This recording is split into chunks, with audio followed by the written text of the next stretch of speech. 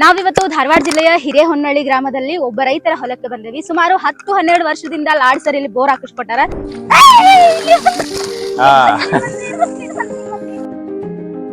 ಈ ನೀರ್ ಹೆಂಗೈತಿ ಕುಡ್ದು ಅಂತ ಹೇಳ್ರಿ. ಈಗ ಕುಡ್ರಿಪ್ಪ ಬಂಗಾರ ನೀರ್. ಅಯ್ಯ ಚಲೋ ಐತಲ್ರಿ.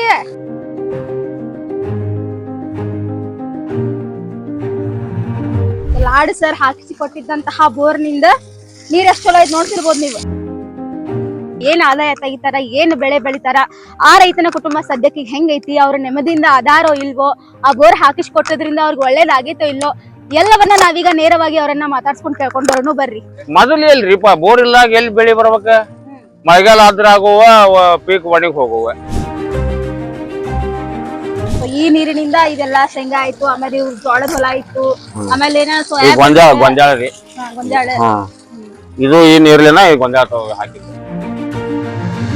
ನಮ್ಮೂರಿಗೆ ಒಳ್ಳೇದ್ ಮಾಡ್ಯಾರ್ರಿ ಅವ್ರೆ. ಏನೇನ್ ಮಾಡ್ಯಾರ್ರಿ? ಅದೇ ಹಿಂಗ್ ಬೋರ್ ಹಾಕಿಸ್ ಕೊಟ್ಟಾರ, ಗುಡಿ ಗುಂಡಾರಿಗೆ ದೇವಸ್ಥಾನಕ್ಕೆ ರೊಕ್ಕ ಕೊಟ್ಟಾರ. ಮತ್ತ ಅವ್ರೆಲ್ಲ ಹಿಂಗ ಏನ್ರ 4 ಮಂದಿ ಕೂಡ ಹೇಳಿದ್ದಕ್ಕ ಅಡ್ಡಿಲ್ರಿ, ಅವ್ರು ಮಾಡ್ತೇನೆ ಅಂತಾರ. ಯಾವ್ದು ಏನಿಲ್ಲ, ಬೇಸಾಯ ಮಾಡಿ ಈ ಬ್ಯಾಸಿಗೆ ದಿನದಾಗ ಕೂಲಿ ಹೋಗ್ತಿದ್ವಿ. ಆ ಕೂಲಿ ಹೋಗ್ಬಿಟ್ಟು ನಮ್ಮ ಭೂಮಿಯಾಗ ನಾವು ಮಾಡ್ಕೊಳಕತ್ತೇವ್ರಿ. ನಮ್ಗೆ ಉತ್ಪನ್ನ ಸಿಗ್ತೈತಲ್ರಿ. ಏನ್ ಅವ್ರ ಎಂದ್ ಬಂದಾರ ಅವ್ರ ಬಿಟ್ಟು ನಾವ್ ಎಲ್ಲಿ ಹೋಗಿಲ್ರಿ, ಎಲ್ಲಿ ಹೋಗುದನು ಇಲ್ರಿ. ನಮ್ ಮಗಂದ ಒಂದು ಲಗ್ನ ಮಾಡಿಕೊಟ್ರಲ್ಲ ಇಲ್ಲಿ ಅವ್ರು. ಸಾಮೂಹಿಕ ವಿವಾಹ ಮೊನ್ನೆ ಆಯ್ತಲ್ಲ. ಹಾ ಇಲ್ಲೇ ಆತಲ್ರಿ. ಮಾಡ್ಯಾರಲ್ರಿ, ಮಾಡ್ತಾರಲ್ರಿ ಶಾಲಿ ಹುಡುಗರಿಗೆ. ನೋಡ್ರಿ ಇವ್ರು ನಮ್ಗೋಸ್ಕರ ಅವ್ರ ಹೊಲದಾಗ ಬೆಳೆದಂತಹ ಅಲಸಂದಿಕಾಯಿ ತಂದು ಕೊಟ್ಟಾರ. ಜೀವದಿರಿ ನಮ್ ಮ್ಯಾಲ ನೀವ. ನಾವು ಅವ್ರಿಗೆ ಓಟ್ ಹಾಕೋರಿ, ಅವ್ರನ್ನ ಬಿಟ್ಟು ಬೇರೆ ಕಡೆಗೆ ಎಲ್ಲಿ ಹಾಕೋರಲ್ಲ.